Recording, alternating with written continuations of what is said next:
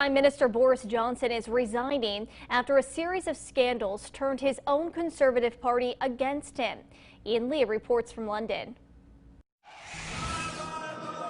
Crowds gathered at 10 Downing Street singing and holding signs for Boris Johnson's announcement that he's stepping down as British Prime Minister. I want you to know how sad I am to be giving up the best job in the world. But them's the breaks.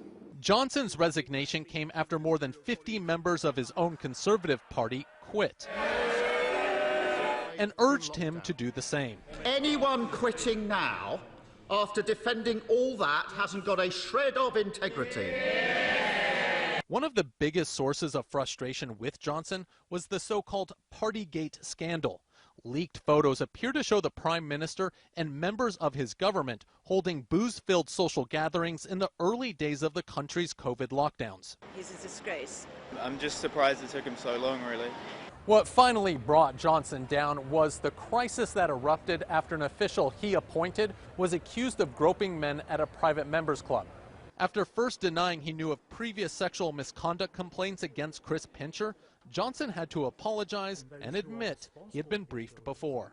In hindsight, it was the wrong thing to do.